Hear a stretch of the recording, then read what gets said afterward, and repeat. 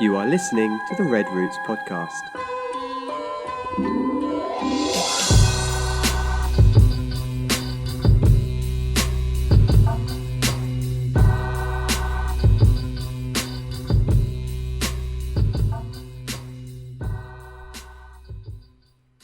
Good morning. Good morning. Good morning. How you guys doing? Good. Very well.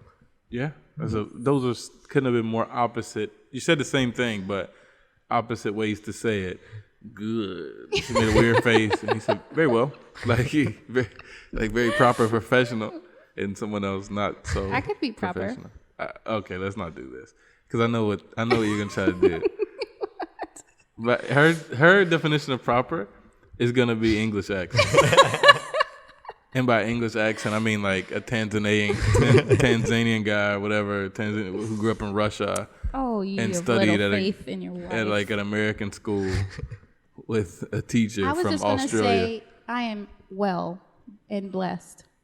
Or what's the difference between those two things? Man, we're going to get into this. I'm just asking. I was just curious of what's the difference between well and blessed. A person who is not a believer could be well. Could a they person though? who knows the joy of the Lord is blessed. Is destined for an eternal damnation in hell well? Well, I mean, in the moment, they could be well. Like, I'm doing well. Life is good. Family's happy. I guess. But that's not blessed. What's blessed mean then?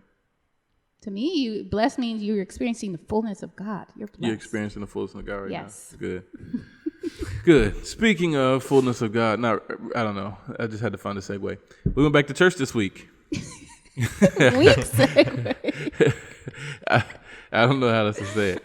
We did. We went back to church this past Sunday with social distancing measures and masks. Had to make sure I say it's a thing we don't pronounce often. Masks. It's like anyways, masks like plural, right? So anyways, with what's it called? Alcohol, hand washing stations, and all that. Simon was at the door downstairs. Didn't let one person get through there without spraying their hands. He was very vigilant. Is that what he was? I mean, it was like one person every 5 minutes. If I'd have let them through, probably replaced me. Yeah, and masks. You were giving masks too, right? Yeah. Only a few people forgot them. Oh, did they? Yeah. Because I saw like, I mean, obviously they sell them other places, but I saw the disposable masks that we had, so I didn't know if. That's cool. So, how did you feel about it?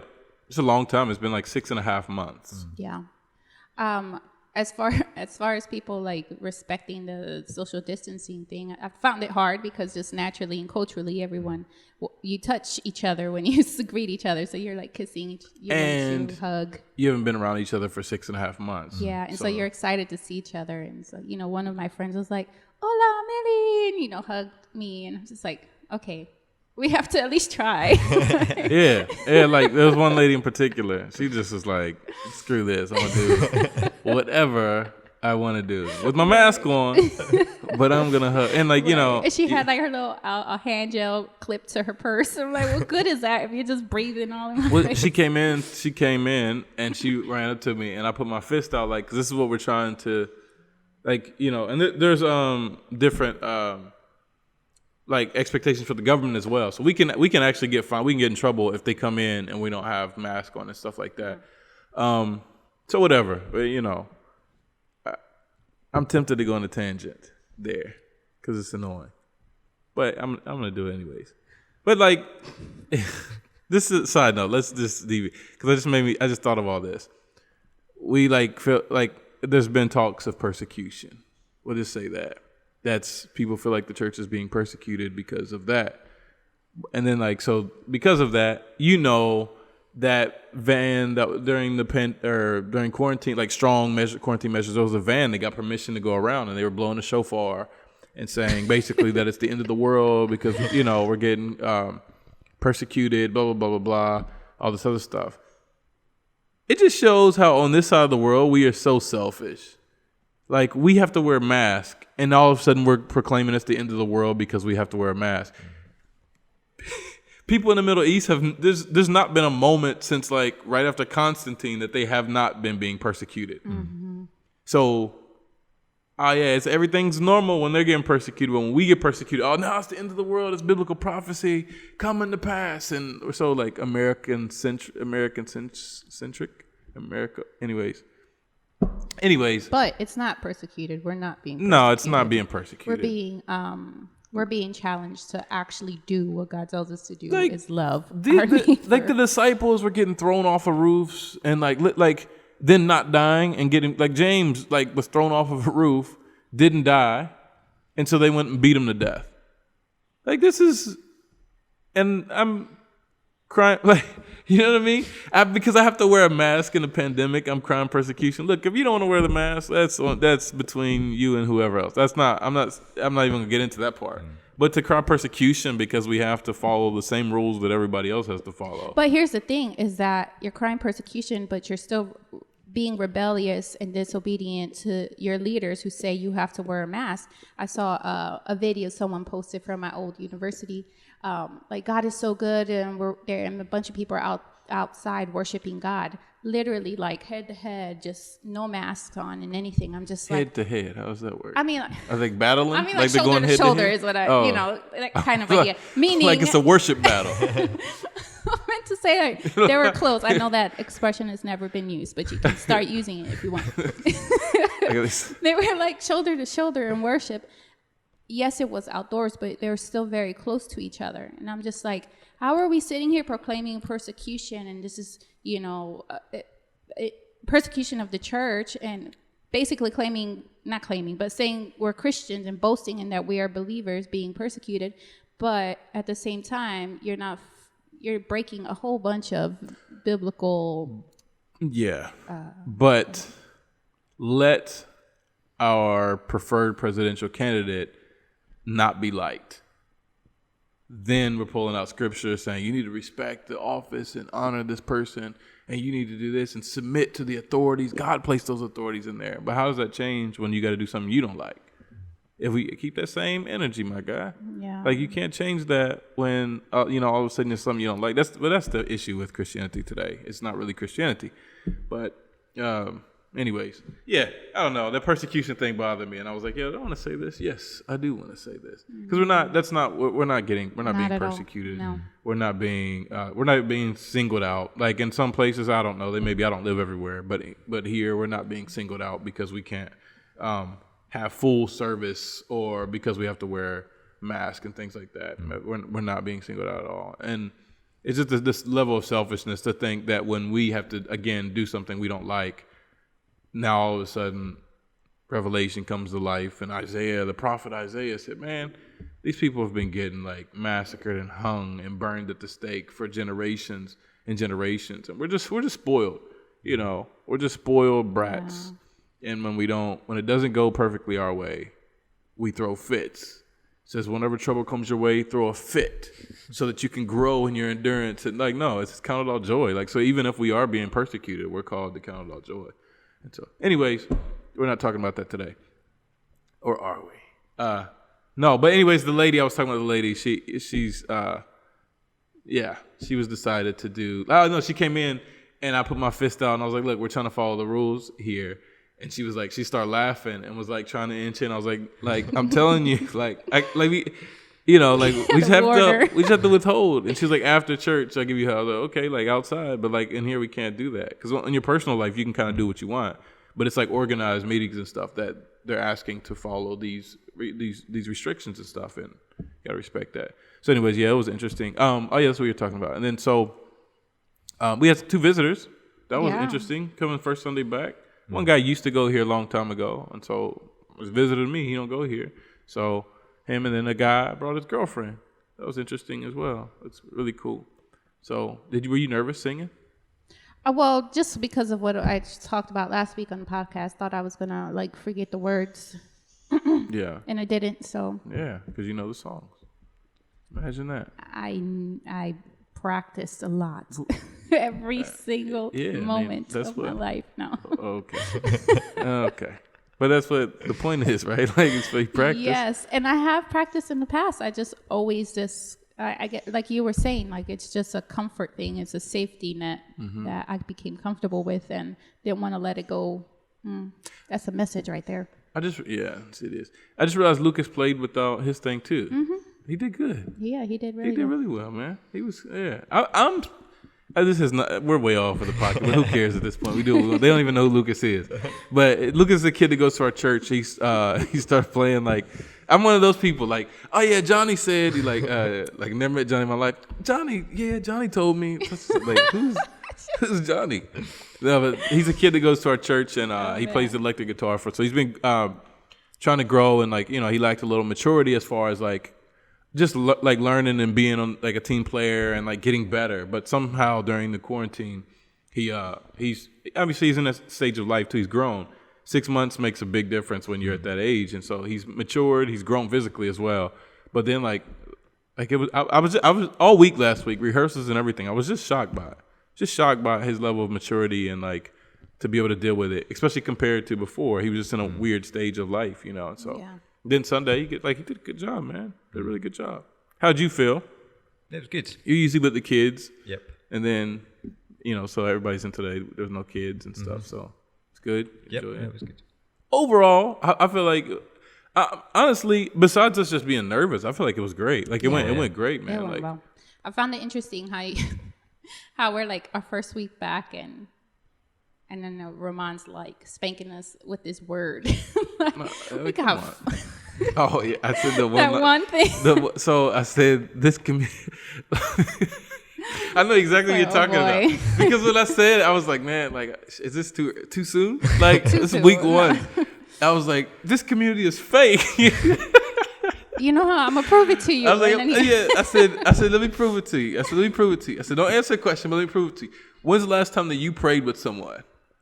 I saw, but after you're committed, you're just committed. Like, it is what it is. And I was like, I'm gonna prove it to you even further for the people who answered positively to that. When's the last time you prayed with someone that doesn't live with you? And you can see people like looking around like, I was like, my point isn't to destroy people. My point is to be like, yo, let's wake up and enjoy the fullness of God and who he is in community and stuff. No, I thought it was a necessary point because we can easily sit back and say, oh yeah, I love our church community. I'm here volunteering every chance we get. I make breakfast on Sundays, and just going through the list of things you actually do for our community. But it was a lot deeper than just doing for the community. It's being a community. So. Yeah. Yeah. The point was necessary to make those of us who think we are strong in that area. Well, I don't think I'm strong in that area, but in case anyone did think they were strong in that area, kind of like open their eyes a little bit to say, well, maybe this message is for me too. Let me listen. Yeah. I just didn't know how I was going to go, man. Like, you know what I mean? You just don't know if people are going to really want to be there and stuff. But like several people, 4 or 5 people came up to me after, was like, hey, I really enjoyed this, really good. 2 people, like, I never heard that aspect before of community. We're talking about how God is community. And we're made in his image. God is a community because he's the Trinity, 3 persons in one. What makes him one is that they're literally they're in 1,000,000% agreement that they don't go against each other. They are one. So it's one God, 3 persons. And then we're made in his image. So we're incomplete or we are not in our fullness without one another. And so how can... so we're talking about when God told Adam, like, it's not good for man to be alone or whatever, or it's not good that he be alone or whatever. And so we're like, doesn't mean that Adam is weak or whatever. It means that Adam is strong. And it's not that he's imperfect. It's that it means that he's perfect. He's perfectly made in the image of God, perfectly reflects the community that God is in himself and that Adam was created for. So it's a good thing. If you're made in God's image, it would be a bad thing for you to be able to flourish on your own, because that's not the way you're designed. You're designed to flourish with other people and be in that community and stuff. And so I just feel like it was a really important thing. Because first, I talked to you a bunch about it. Like, just what is the first sermon going to be? Like, what are we going to talk about? Where's this going? Whatever, And like, I had all these different ideas, and then somehow I got rid of all the 60 other ideas and landed back on community. And so we're doing a community series. I didn't feel like it was too disrespectful to the pandemic because that's something that we are lacking in that. Because that's the thing, I didn't want to come back and be like, pandemic. Open your Bibles to 1 John to like, you Yeah. know, like what? Like, you know, you have to say something about it. So No, it went well. yeah, it was a good time. So hopefully we can kind of build on like everybody be a little more cool next week and calm, and we can kind of build on that and stuff. So exciting times. Now that we're 30, go ahead. I was just going to say, do we have a limit of how many? Because there were a number of people who didn't come on Sunday who I was expecting to come. Yeah. And yet it still felt quite full in terms of, like, there's not a lot of space left in here, because obviously we're spacing the chairs out, so that takes up a lot of room, like one space between each chair and stuff like that. So we're technically supposed to be at max out at 50% capacity. And so for us, technically, that's 40 to 50 people in there. Legally is what we can have. Yeah. And so I don't know what we do if we do get to the place to where there's 40 or 50 people. Sorry, you can't come. Like, yes, but equally, that's something we need to talk about, because I don't feel comfortable telling people they can't. Yeah, I don't know. But equally, I do want to follow the rules and not have people on top. I don't know. Right. Maybe we just move it outside with the portable sound system or something. I really don't know. But challenges, and I mean, we're not the only ones going through it. I think, you know, literally the whole world is going through it, so can't really complain about it much. Yeah. And I always forgot, like, because I'm out most Sundays with the kids and stuff like that, and all the kids actually turn up on time, like 10 o'clock. Yeah, they do. All the kids are early. there. They're there at like 9:30, ready for breakfast, and the majority of the kids are there by 10, and then that's when we start playing games. And so I was on the door on this Sunday. It was like 10 o'clock, and I hear Melinda like saying, "Right, we're going to start," and I'm like, "It's like 2 people here right now. Where is everyone?" And it's like, as the minutes roll on, that's when everyone rolls in, and then by like 20 past 10, everyone's turned up. Yeah. It's just dragging in late. Yeah. Just like, oh. So were you outside the whole time during worship? No, I came in on the final song. Yeah. Okay. So I gave it to 20 past, and then I came in. Okay. Yeah. It's so funny because Simon sticks out. Obviously, there's not many white guys in our church community, and the chairs are already socially distanced. So you see Simon sitting in the chair, and he just looks like he's all by himself over there.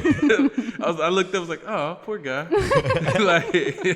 But obviously everybody is, but it just looks like he's further away and stuff. And so it's funny. Anyways, 30 minutes later, what we're going to talk about today is, what is the process? It's okay, because I don't think this is a long conversation. Right. The process of taking on a new ministry project. What does that process look like? Or I don't know, what do you think about it? What it should be to you? How do you feel about it? Do you have notes today, Simon? No, I don't. No, he doesn't. He's free. Free-handed? Yeah. Is that the right phrase? Or you're not going to talk too much today? Yeah, just going to ask the questions and listen. So, you started a new ministry project. The children's ministry thing was, but it wasn't planned, right? I mean, it was a weird situation. Anyways, we had children's ministry, and it just wasn't happening, guys. Like, so then we were looking for a children's ministry because the other one had to go. So Simon stepped in, and so he stepped in, but you made a plan once you stepped in, and so like, I guess from that perspective, what was that process? I was gonna say progress. What was that process like? I think. And what would you recommend even too? Like, you know what I mean? Like, it doesn't have to be, I mean, it can be theory, right? Like, yeah. I mean, the first thing was work out your objectives. What is it that you want to try and get out of the ministry that you're doing? And then look at your objectives, say, okay, how can we do that with the facilities that we have, with the resources that we have? And then just start. But I mean, a lot of it is trial and error as well. So the children's church thing, I think for the first month or so, I made changes every single Sunday. Yeah. Like we put something in place. Then Sunday came, we tried it out. Okay, this was good, that wasn't good. And then we changed it again for the following Sunday, tried it out. Because you always had to adapt because the numbers kept changing as well. Like when we started, we had like 20 kids. When we finished, we had like 55. Yeah. And so that brings a whole bunch of dynamics that you need to change. And so just going through that. But I think as well, I didn't want to wait too long to make those changes because, I mean, we had like a children's church thing at first, which obviously you just spoke about. But the temptation was to be like, okay, do I gradually change things over time? Yeah. Or do we just snatch the Band-Aid off? For straight, like just jump in on Sunday and see what happens? And I just thought, no, let's just, I can't remember what it was. Yeah, that was it. So before I took over, we had all the kids out, but we had all the leaders out as well. So we had 6 children's church leaders, and all of them were in with the kids. I didn't want that. We can't have the leaders out every single Sunday. Yeah. We need to be some sort of rotation so that leaders get a chance to be fed. Exactly. And going to church and to listen to the sermon and things like that. And so I was like, okay, we've gotten used to having 30, 40 kids with 6 leaders. I'm going to half that. I only want 3 leaders out. Do we do that? Do I take one away each week, or do we just go for it? Well, we were doing 6 leaders with 20 to 30 kids, max 30 kids. Yeah. Like we weren't even there, and so But what you did is took 6 to 8 leaders with 20, which is absurd. Like, anyways, that was a part of the. Anyways, what you did is you doubled the input and cut in half the output, I guess you can say, of like the leaders and the kids or whatever. Yeah, I mean, it was basically a case of, okay, look, every leader now is going to have to pull their weight. You can't just come and sit at the back 'Cause that's what was and not do happening. anything. Because that's what was happening. Like, we had 8 leaders out at a time, but only one of them actually had to do anything, and the rest could just, Hang if out. you want to go get a drink, if you want to chat at the back, And if you want to do this. back then too, it was also an excuse for the older the teenagers that didn't want to sit in service, kind of look for an escape, and so they would just go out acting like they were going to volunteer, and they would just sit in the back. No, we ain't playing that. Stay at home, like, because we're not doing that. Like, it's better you just stay at home. If you don't want to be in a service, stay at home. Yeah. You know? So that was the biggest change, where I was like, okay, should I take this easy or should we just go for it? And I was like, no, actually, we're going to drop down to just having 3 leaders out and then 3 leaders in church. So we might as well just do it first Sunday and see how it goes. So that's what we did, and it did work. Yeah. And that was the thing, like, everyone just had to pull their weight. That was the difference. It was like, you just have to work now. For that hour and a half, you have to concentrate every single moment. You have to be aware of all the kids. And you got to use your initiative. If something needs to be done, you got to do it. Yeah. And thankfully, we do actually have a really good team of volunteers for the kids' work, and they did do that. I've seen growth in your leaders too, as far as like their ability to dominate a room. Not dominate, like what's the word? To have the attention, hold the attention of a room. And also one of them was telling me that it really challenged her to actually know what she's reading and actually know what she's teaching, instead of just showing up, reading from the sheet of paper and trying just at that moment to communicate what this means to the kids. And so like now she's taking it more seriously.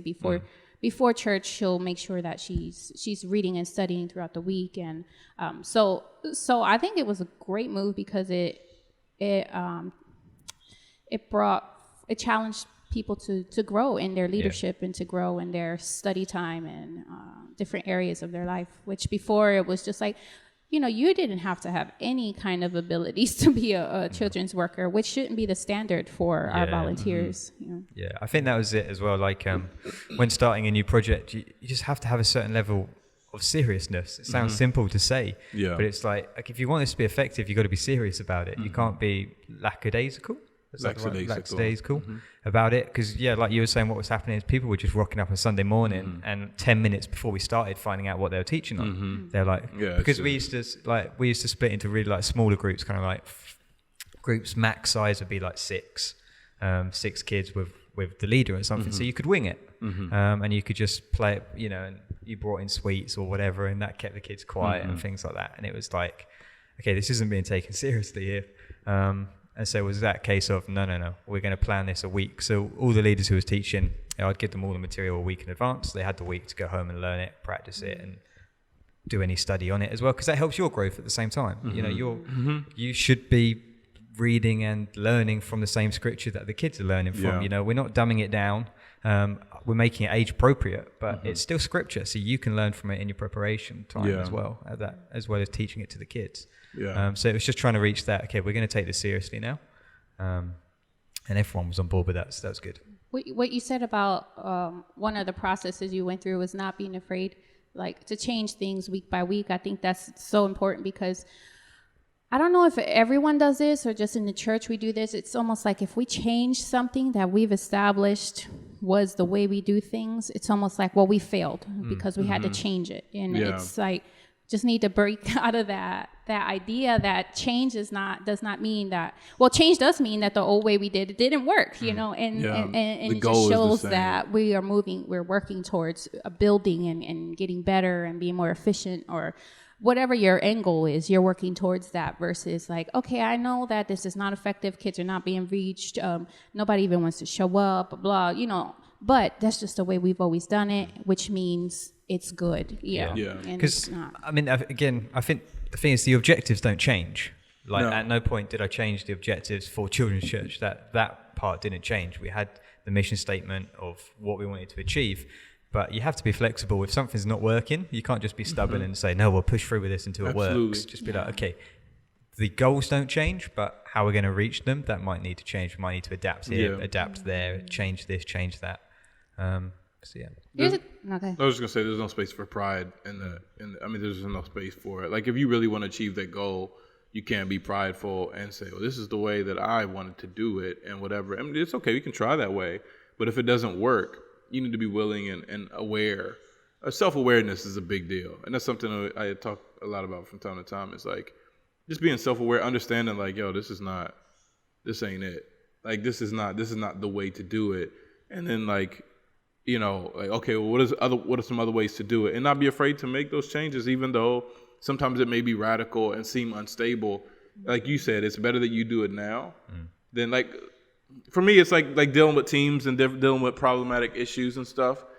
Like you said, we talked about this before, is like I would rather have, because like Miguel said to me one time when we were dealing with some issues in our church, he's like, man, you're just direct. He's like, I can't do it. I was like, dude, but I would rather have 30 minutes of discomfort than 3 to 5 years of discomfort. Yeah. Because either way, you're uncomfortable. It's just the time is what you're picking. So when I choose to address an issue now, I'm choosing 30 minutes of discomfort. I'm not going to live like this. That's what I'm saying, basically. I'm not going to live like this where things are uncomfortable or whatever. And I think, you know, it's the same thing when you make changes to something. It's like, okay, well, we started off this way. Now we got to do this way the next 5 years. And you're going to, you know, everybody, it changes the whole environment and the culture of your ministry as well, because now everybody's like, I know this really doesn't work, but I got to show up and do it anyway. Doom and gloom, and so you do that for 5 years, or you could have 1 week of like, you make a change. And that's not always good to make radical change for the record, but we're talking about starting a new project and stuff. Sometimes it's better to take that 1 week of discomfort of radical change than it is 5 years of like just nothing, you know? Yeah, there's one on that, like, there was one part. So before I took over, there was a guy who, he doesn't play guitar. He doesn't know how to play guitar. He's not a guitarist. I don't know if he's ever picked up a guitar in his life, but for some reason, they decided that he was going to be in charge of the music and that he was going to play the guitar on the Sunday morning and the kids would sing along to him. And he did it one Sunday. It just was terrible. Yeah. And it's kind of like, and in that situation, like, because I think after that Sunday, that's when I took over. And it was like, okay, this isn't going to be an uncomfortable chat because I've got to tell him, hey, mate, you're not good at guitar. Yeah. We're not going to do that anymore. We'll just put music on. We'll put a soundtrack on in the background and we'll sing to that instead. But it was that. Are you good at pushing buttons? You're not very good at guitar, but I bet you're really good at pushing buttons. Yeah. Like trying to build them up. Like, can you do this?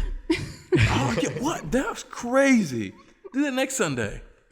So it goes to what you're saying. Like, you could have just been like, oh, but you know, he just wants to learn to play guitar, so I don't want to hurt his feelings, so I just let him. But then you got terrible music for the next. Well, it's affecting everything, you know. Yeah, and it was just like, no, we just need to end that now. Yeah, and not end his career playing guitar. It was not like, a career, my guy, first of all. it is impossible for you to ever learn this instrument. You are terrible. In the name of Jesus, be healed of those messed up fingers and poor rhythm. It's not what you're saying. No. Like, you're saying like, hey, oh great, you want to learn guitar? I'll keep it up, but at your house. Like, this is not. Now we don't learn in the moment of ministry. I mean, you do, but not in that way. You know, that's not the idea. At the cost of, you know, reaching kids and stuff like that.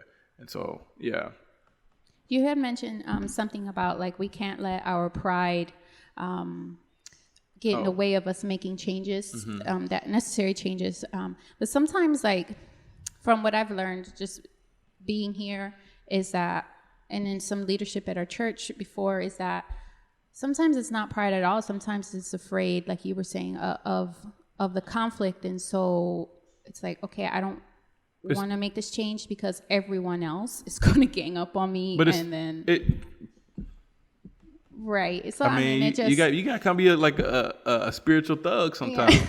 Well, I was Like, just going to say to the point of like what should be on the list of things before you start a project is just before you do anything that involves having volunteers and having people on your team is just to really work on your leadership abilities and make sure that you are direct, that you are also gentle, absolutely loving, yeah, patient, and you listen, yeah, but to make sure that your objectives are clear so that you can communicate. Like the whole point of putting in the effort and the work is so that you can reach this goal, right? And then you see that the people are actually the obstacle to reaching the goal. It's like you need to learn how to work with people before you even start on the project. When I think like in terms of ministry teams at churches, you can often think like, let's say we want to build a youth ministry, which we have one, but I'm just using an example. Okay, so let's say that you're the leader and us, the three of us, Rudy's here, for those of you that are listening, like, wait, the three of who? So anyways, me, Simon, and Rudy are on your team.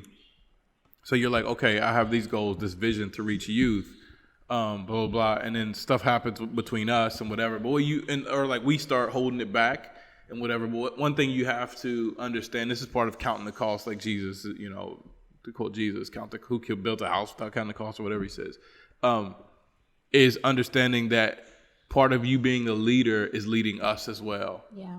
And I think a lot of times we're like, oh, they're on my team, so it's us and then them. And so let's lead and whatever. And then things don't work out.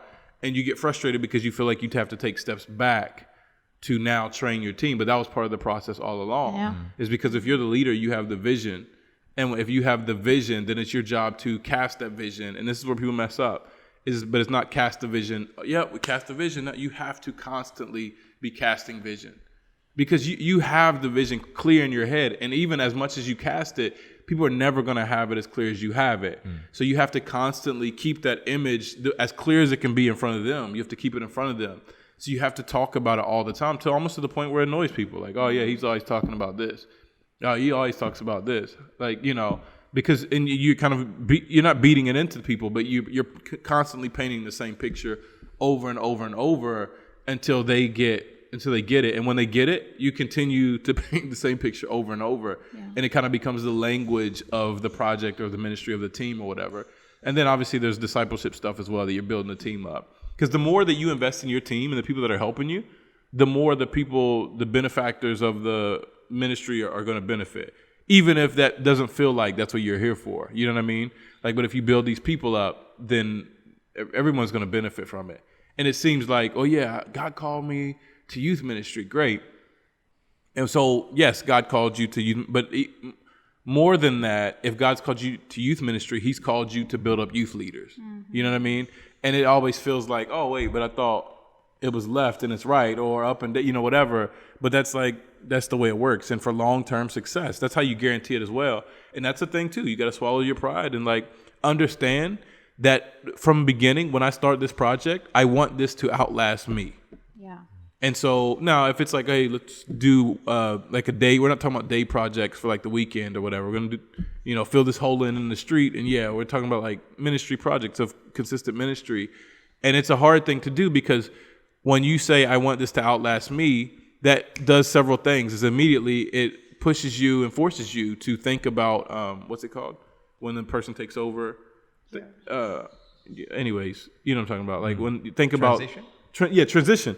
Day one, you had this ministry baby, this project, and day one you're being confronted with the reality of transition. Not transitioning out, but preparing for transition. And then so you have these people that are under your leadership, and they mess up, they let you down, and all this in your head the whole time is like, I ain't leaving it to that guy. You know what I mean? So you're dealing with that the whole time, but it's very important that from day one you establish that this is God's ministry. Yeah. This idea is God's idea. You have to be careful with that, right? Because you can do something stupid and be like, well, it's God's idea. But we're assuming that you've prayed about it and you sought counsel about it, et cetera, et cetera. Those are the gimmies, I think, I would hope. But then at that point, okay, this is for his kingdom, not my kingdom. And that's something you have to challenge yourself on. Yeah. It's okay, I need to not over self-care, but I need to put the project over myself. So when you said, okay, if this ministry project, if I really believe this is what God has called me to do, or he's, pushing me this direction, whatever. And if everyone gangs up on me, but I know this is the direction, well, then we're going to have to fight there. Like, it just is what it is. Mm-hmm. Not fist fight, of course. I mean, unless somebody hits you, then you can defend yourself. Everything's all good.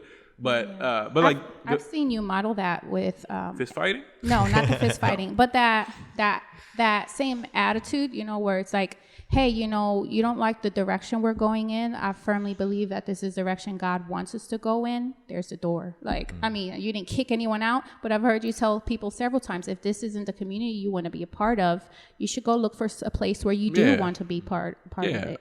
I'm a firm believer in that, because it's not going to work out for them. It's not going to work out for us. It's not. I mean, so who's like, what are we doing? That's something that I really admired, because I was part of the meeting, or a meeting where that kind of thing happened. Because it happened several times. Yeah, Amy. Well, it was just an ongoing issue. Like, but it was cancer. like, I think so many churches or ministries or things get held back because it turns into this, well, who can shout the loudest situation. And all of a sudden you got the people who sit on the back row that don't do anything, but yet they shout the loudest. And so we what's the word? Give in to their shouts. I would add too, especially in ministry, they shout the loudest or they give the most, and so we give in. Yeah, and so it's like, okay, I've known pastors that have had the most incredible vision for a church, and they're like, this is where I want to take it, and they've prayed over it, and they've sought counsel over it, and they've put like this whole presentation together. And then there's just some people in the back row who don't do anything for the church. They don't volunteer. They just turn up on the Sundays and complain. And they just start, not physically shouting in the meeting, but they're going behind everyone and going, oh, I don't like, everyone's having teas and coffees, and they're just going person to person, being like, I think that's a terrible, I don't agree with that idea. And there are people who've been for that church for like 20 years, 20, 30 years, and this pastor's only been there for a couple of years. Yeah. And so now all of a sudden everyone's going, oh, maybe this isn't a good idea. Maybe this isn't a good idea. And more often than not, the pastors will give in. Yeah. And they'll be like, okay, well, let's start scaling back this vision and this dream that I had, take it slow. And so now we're going to make one change every 8 years so that people don't get offended or get hurt. And it's like, man, you had such a good vision and drive for what you wanted to do. And it's like, the whole idea of saying, you know what, if you've prayed out over it and you've sought counsel over it, and this is really where you feel that God's going to go with it, then you have to go with it. You have to push through with it, and then the door is open for anyone that doesn't want to go along with that. Yeah, and that was the conversation that we had. It's like, people, we want to do this and we want to do that, and it's like for me, I have this unwritten rule in my head. It's like, don't compromise with people who aren't invested. Like, if you're not invested in this, then you don't really get a vote. You're not a shareholder, and I won't say that because it sounds bad, but like, why are we? I'm listening. Because, people have great ideas and stuff, man. But people always have these ideas that they're not willing to follow through with. Like, we did all this stuff in the church. And, like, somebody came and was making some suggestions. And I was just like, a lot of suggestions, a little bit of giving. Like, I'm never going to get up and try to force somebody or guilt somebody into giving. Never. But equally, like, bro, where's the money going to come from? Or you want Simon to give his money so that we can realize your ideas. It don't work like that. Like, we all give as a community. This is the church's money, but equally you don't just get to show up, not work, not give, not do anything, and determine what's going on here. That's just not how it's going. No. It's disrespectful to the people who are invested as well. And so, be willing. I would say be willing to compromise, but only with the people who are invested. Yeah. Like, listen to, don't listen to anybody. But don't even, like, the people, they don't have a right to complain or opine if they're not, it's like negotiating with broke people. Like, if I'm selling this table for $100 and the person literally doesn't have any money, and like, how much will you take for it? Like, bro, what do we even, this is not a conversation to have. It's that silly, you know what I mean? Good analogy. Like, it doesn't make sense. And so, like, you are wasting your time, and you're investing into something that has no value. Not the person has no value, but their opinions and because they're not willing to even invest in it. And so they're not present. So why am I even having this conversation with you? Yes, I want you to be here. Yes, I want you to grow. Yes, we want to love you. Yes, we want you to be part of our community. But if you're going to sit there with your arms crossed and refuse, not even just refuse to be a part of the community, but then try to cause problems, well, then it may be time for you to, like, what do you want from this? Oh, you just want to control everything? Well, that just ain't happening. oh well, we still don't like, because we had made some decisions with the leadership or whatever, and different circumstances, leadership couldn't be there, so it was just me in the meeting. I was already frustrated about that, and so it's like, everybody tries to jump on me, and I was fun guy. I was fun guy until then, so they didn't really know that I can be stern guy, and so again, people try to jump on you, then it's like, okay, well, if this is what we're gonna do, then you need to know who's the authority here biblically. In this room, not over the entire, whatever, but like in this room, in this church, like this is we are, as a leadership, we have a vision, and we have talked about this vision. It's not Ramon's idea. It's not, it's our idea. And we've talked about this. We've prayed about this. We've sought counsel about this, talked to people, whatever. And like at that point, I'm willing to hear your opinion. Okay. But when we don't go with it, you don't get to throw a fit. And it's like, okay, because if you're going to do that, then what do you want? You want me to do what you want to do. And so my thing also was, as a church leader, this is going to kind of a different thing, but as a church leader, I will be held more responsible. I will be judged more harshly. So I can't I can't go talk to God when it's all said and done. Like, oh, well, Simon said, God, like, what? Who? Like, this has nothing to do with, I told you to do this. I put it in your hands. I gave you leadership and authority. It's like, if you lend me your car and like, hey, I'm going to UK, you can use the car and whatever, and then you come back and the car's all beat up, and I'm like, oh yeah, Samuel messed the car up. Well, like, I didn't give the car to Samuel. I didn't give him the keys. I gave them to you. So equally, you're still responsible. So I'm not about to be judged more harshly for ideas of people that are throwing that it doesn't cost them anything. Yeah. Like that's not, and so it's a very, like, so be willing to compromise. First of all, again, count the cost, but identify your core values, I guess is what you can say. And don't make core value stuff that isn't core. Like, you know what I mean? Like, well, we're all wearing matching shirts. Okay, that's fine. But then it's like, for some reason, matching shirts is becoming an issue. And that's holding you back. But we agreed to wear bro. Like, come on. We wanted to wear matching shirts so we could appear to be unified, but we're really fighting behind scenes. That's not an important thing. It's fun that you wear matching shirts, but that's a compromise that you need to be open to making. Yeah.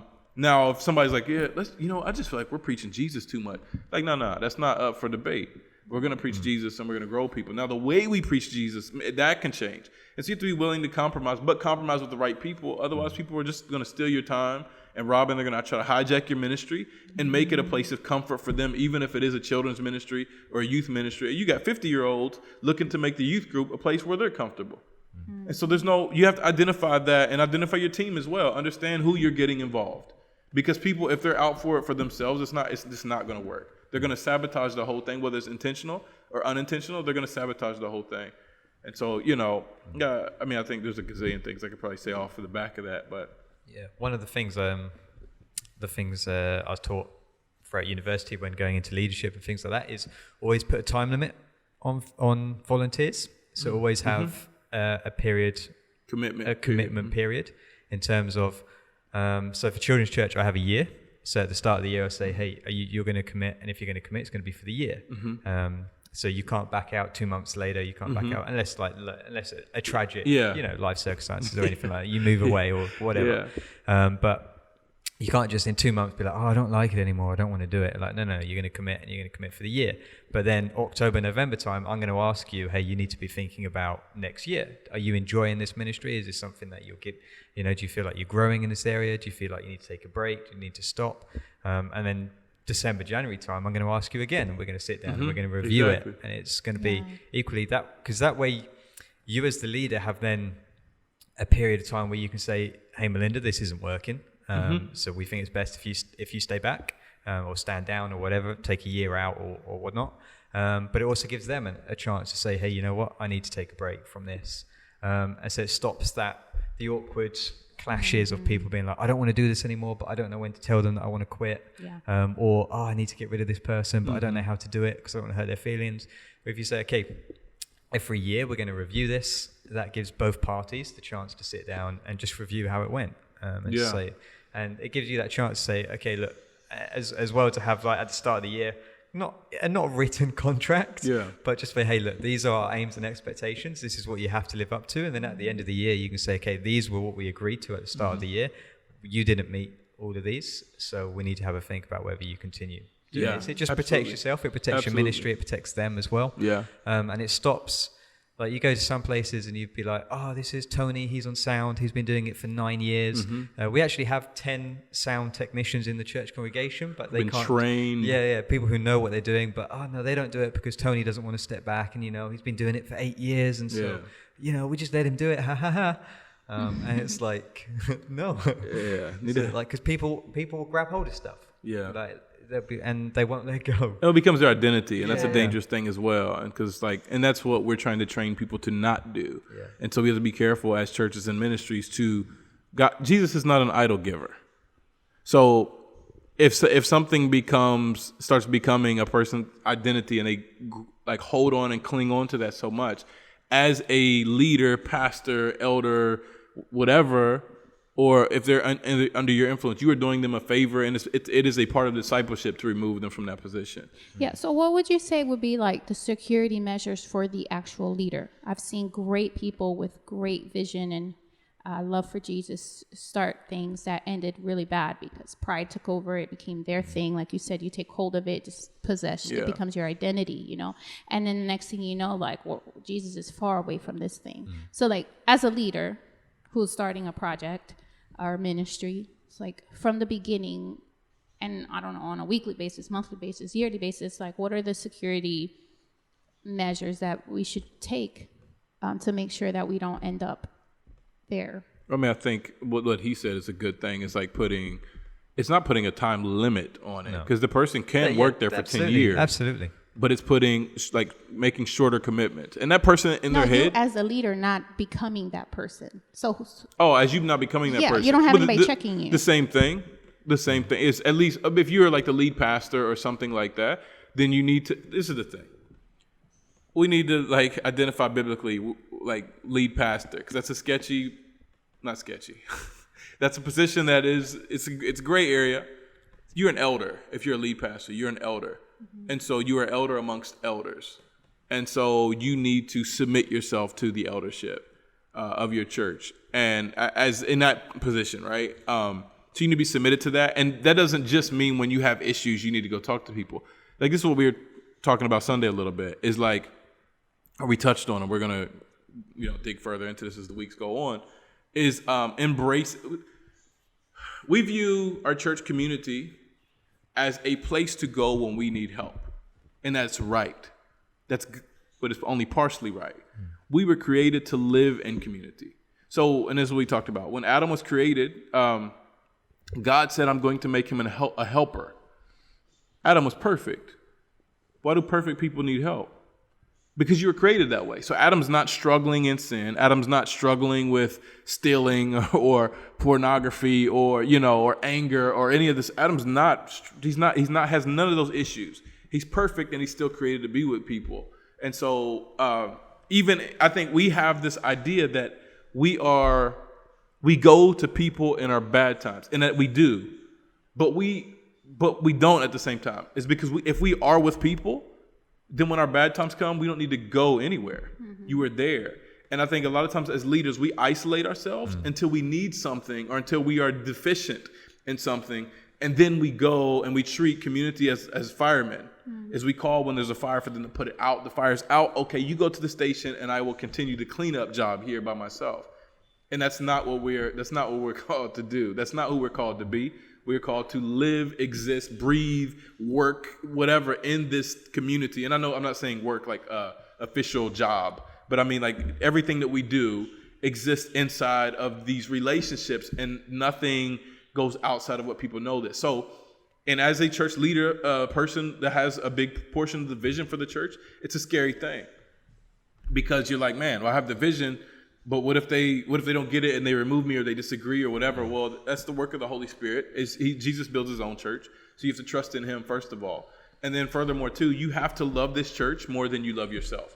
Again, that doesn't mean spending every waking hour because the only way you can care for this church is by taking care of yourself. So let's eliminate that thought right away of thinking that it means self-neglect, because that's not what it means. Right. But I'm talking about, and from a prideful sense, is you have to say that if it comes the day, if the best thing for this church is for me to get out the way, got to go. If I am a fallen in my sin and I'm messed up, the best thing for this church, not the best thing for me, not for my ego or whatever, but that's not a decision. If I've fallen, then I'm obviously not capable of making a decision on my own. And so this is why we need to be not honest, but transparent in our lives. And it's something I talked about a long time ago, and I heard somebody famous saying it, really. I was like, man, like, I talked about that long, stole it, cuz? No, but you have to live a transparent lifestyle, not just an honest lifestyle. Honest is basically, a lot of times, honest can be proactive, but a lot of times it's reactive. So I'm being honest about what happened. But being transparent is you see it coming inside of me. Because I open my life to you. Yeah. You were in community together, and I expose, like, I am allowing you guys to expose the nasty things inside of me and to speak and call me out on it. And so I think that's something we have to really look at when you're making an elder, is you can't have a coward as an elder. You can't have a person who's afraid of you as an elder. A person who can submit to you as a pastor, different conversation. But equally, you need to submit to them. But you can't have a person who thinks the world of you and thinks you can do no wrong, or a yes man or whatever as an elder. You can't do it, because that is toxic to you as a pastor. It is toxic to you as a leader. And I'm just saying elder and pastor because it's easy, but it goes for youth leaders, youth ministers and stuff as well. But nor do you want leaders who just want to go against you all the time and want to build their own kingdom. So it's really hard to identify through much prayer and counsel. And like, really, that's why, like, some churches, when they're doing an eldership or leadership, they ask, like, hey, anybody have something? We give you like 2 weeks, come up and say about this guy, because we're thinking about making him an elder, and that's for the health of you, this health of this body, and it's for the health of your leader. It's the health, for everybody, the future of this church and whatever. So speak up if there's an issue of any reason why we should not allow this guy to be, and that's not the be all end all, but that's the idea, that we need to be in this place is where we are open and we're free to be transparent with one another. But we can't have that expectation of congregations if we're not doing it in our leadership. You know what I mean? We can't have that expectation of youth ministry, of the youth, if the youth leaders aren't doing this. Can't go and be like, guys, you need to pray together more, and the youth leaders aren't praying together. Like, guys, you need to grow. So really, your leadership starts in what you do, and then it's supported by what you say. But so it goes in that. And so I think to avoid it is seek accountability from that very church, not your little friends that go somewhere else. That's great to have friends on the outside, especially when you're in church leadership, but that can't be all of your accountability. It can't be, because it's not. Why are you here? If you can't submit to anybody here, why are you even here? Go somewhere where you can submit to the leadership, or submit to the whatever the body of believers that are there. Like, that's where you need to be. And if you are in a place where you cannot submit to the leadership or the people in your church, you need to find a new church. Not because your church is bad, but because you're about to become toxic there. And you're about to, and you're not going to grow. They're not going to grow. It's not going to end well. And so that's a tough thing to do, because it's change, right? But again, it comes back to me. If you love, if we, it's getting weird. But if we are here and we accept that we are here to build the kingdom of God, then let's do that. And sometimes that means getting out of the way, because all I'm doing is causing issues here. So I think, to answer your question, finally, I think it's just submitting yourself to leadership and stuff like that, and being transparent and allowing them, giving them permission to be able to be like, to get in your business. Like, there's some situations where the person doesn't have leadership. Say, for instance, the guy that was here and built the school. Exactly. That's a problem. Right. That is a problem. So when we see people that are not submitted to a local church body, we should run. That's the end of the story. There's nothing else to talk about. All these little parachurch ministries, great. But these people that don't go to churches, they don't belong to a church body, they're not submitted to anyone's authority, that's not okay. There is I'm not going to say his name. It hurts me bad to even talk about this, because I'm a huge fan of the guy and his work. He passed away recently. There's a lot of stuff coming out against him. And about, he had some stuff with women and stuff like that, and sexual misconduct, we'll say, and like just different stuff that he said.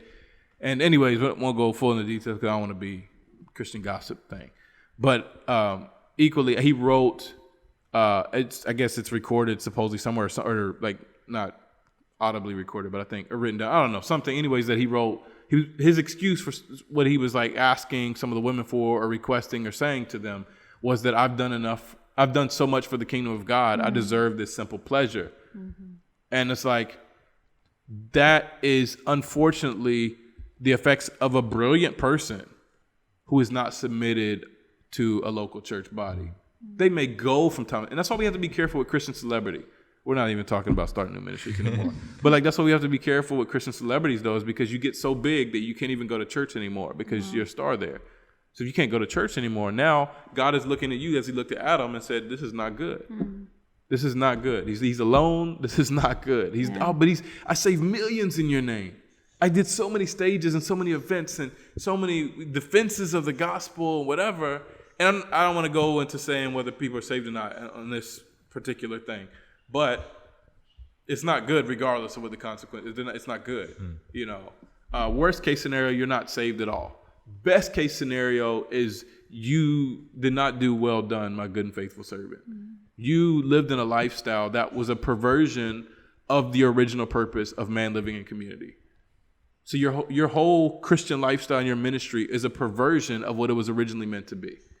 Walked out, lived out in that community of Christian believers as the Trinity of God is a perfect community in and of itself, made in God's image, but you're not reflecting that image because you're doing this outside of true community. Not just being around one another. We're talking about praying for one another, confessing our sins to one another, right? Opening ourselves to be transparent, talking about struggles, allowing people to read your emails and stuff.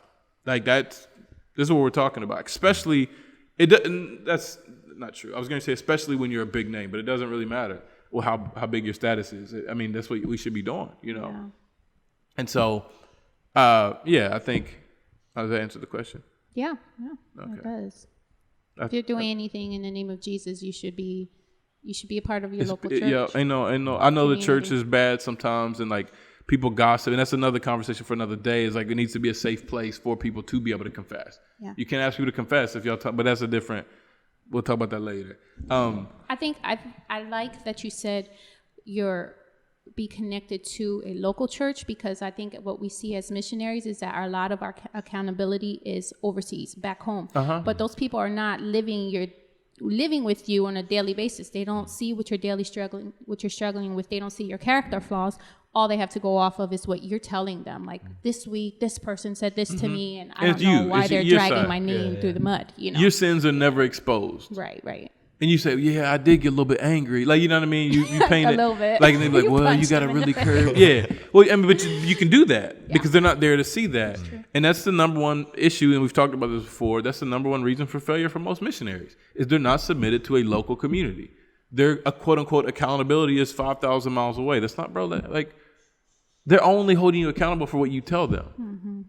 So why would you you know what I mean? Yeah. It's not the people that see you every day. And so again, it's helpful in every single way, and it really is a reflection of the gospel when you come from your native country, whether it's pretty much US or England at this point, people that listen to this, and you come to a place like this, a third world country specifically, and you can submit to your brothers and sisters in Christ here, and submit yourself and submit your life to the authority that's in the local church and into the community that's there, and to the so you can grow and learn from people here. That's the gospel. That's the effect of the gospel, and it's beauty in that. But equally, it's for your good, because you don't live on this island of secret sin island. Yeah. But now I've got to keep up appearances because I'm the leader and I'm this and I'm that and I'm here to minister.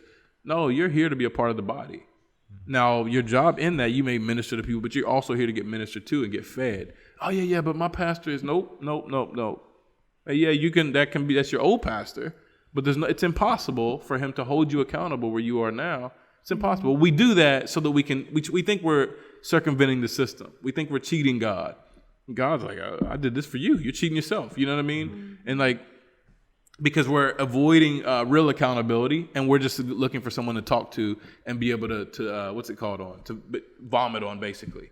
When we get frustrated with our little Bolivian brothers and sisters and whatever, I can call my American guys and just get mad, and they understand because they're better than Bolivians, just like me. And so I can talk to them and I can say all this stuff.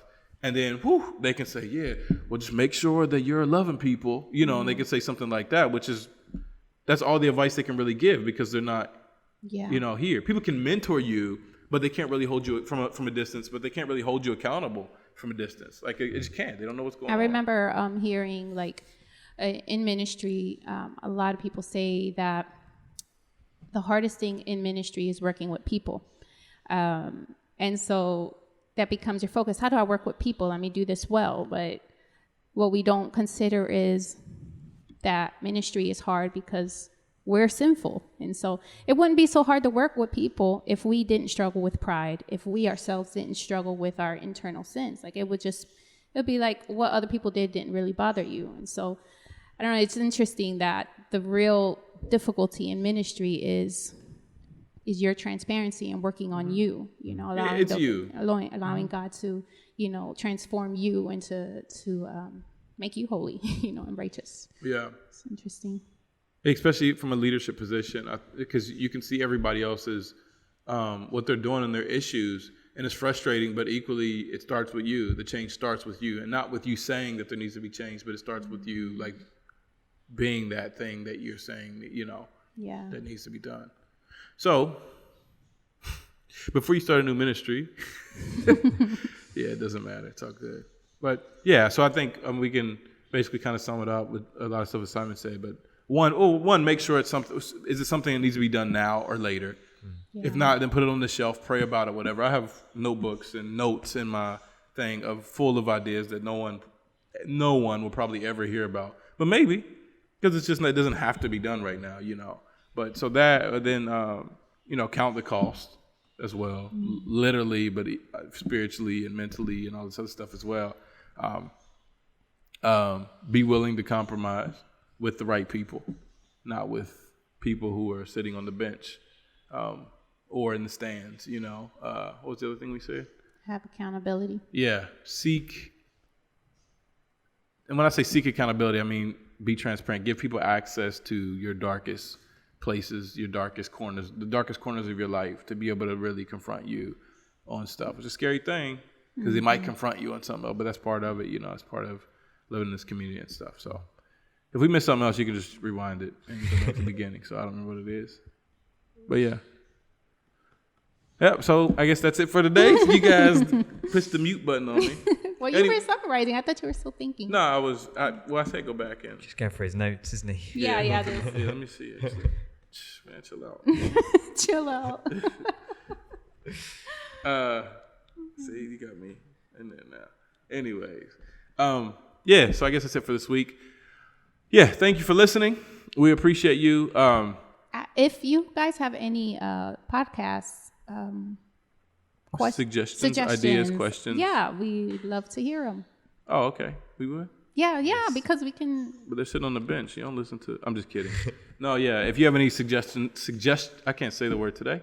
Don't know why. Suggestions, ideas, or requests of things that we do and talk about, don't hesitate to send us a message on Facebook, email, YouTube, whatever it doesn't matter. Any way you want to do it. Yeah, whatever. SoundCloud, YouTube, whatever.